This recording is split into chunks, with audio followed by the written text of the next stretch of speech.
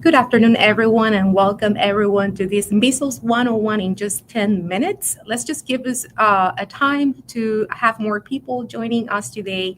We're going to be talking today about how measles is affecting Texas state and also how it's affecting the Harris County area. And then we're going to have some information important about how to prevent measles as well. Okay. So let's start talking. Okay. So if you have any questions, feel free to drop that question in the chat and then I'm going to be able to interact with you.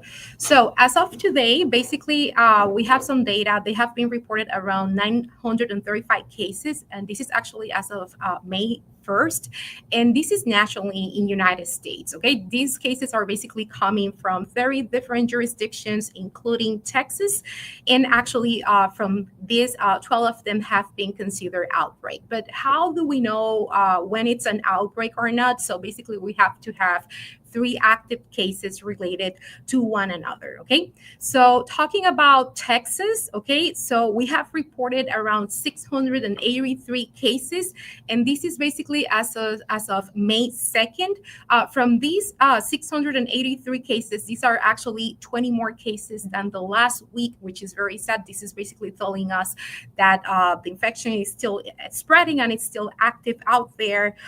Also, we know that 89 of these 683 cases had required hospitalization, and basically 23 of them they still under investigation. In Harris County region, in our area, Houston area, we only had reported three cases. From these three cases, they are non currently active, which is good. But remember that we should not let that guard down because we can still prevent this. And also, we have seen that these cases are spreading not only from West Texas, also, we have seen now new cases in the area of El Paso, also in northern counties, and also in mid counties in Texas as well.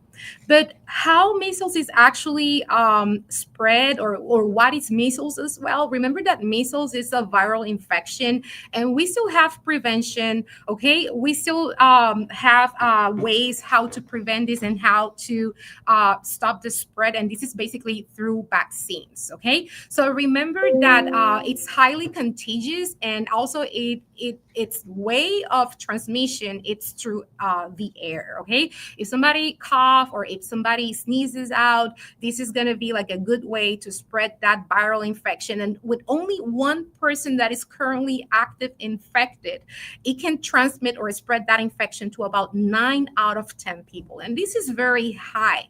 Okay, so ways how to prevent measles is basically vaccinations. We have a combination of vaccine regimens that includes measles, rubella, and also mumps. This is the famous MMR that typically it's given to children when they are at age of 12 months of age and then 15 months of age, and then they need or require a second dose when they're basically 4 to 6 years old. But right now, because of this outbreak situation, it's also recommended if the child has not been vaccinated or if the person has not been vaccinated, it has been recommended to provide that vaccination, and we can start providing that vaccination at the time that the children or the infant reaches 6 months old of life. Okay, it should not be given before that, and the reason to that it's because children typically when they're infants, they have some sort of immunity coming from the mother, and this immunity is going to be actually covering the baby for the first 6 months. Okay, so mothers out there or parents out there, if you're gonna or if you're planning to travel outside of Texas or maybe to this West Texas region, okay, make sure that your children it's vaccinated. Make sure also that you know your current status, and if not, please go ahead and talk to your provider and try to get that vaccination. Remember that we have ways actually to understand or to know, for example, or to test the patient to know if it has measles. So we have three different tests, okay, that they should be done all together. And this is just to determine if the person is currently active or if the person has developed some immunity, okay? So we have the PCR test where we can do that within the first 10 days of infection. And with this test, what we're going to be doing is basically detecting the genetic material of that virus. Also, we're going to do some sort of antibody testing where we measure the immunoglobulin M and immunoglobulin G. The only thing about these two is that the immunoglobulin M, we can only actually, this one is going to start rising in the body naturally when it gets to the fourth day of the infection. And then immunoglobulin G, this one, it's going to tell us that the patient had developed actually immunity. I see one question right here. This is Manuel. Hi, good afternoon, Manuel. So after 6 months, my baby needs to get his vaccines. So there are different types of vaccines regimens, okay? In the case of measles, so we are gonna, if the baby has not actually received the measles regimen, including that MMR, which is typically given at that first year of life, so it can get that measles vaccine or shot at 6 months of life, and then the second dose, it could be given actually after 28 days.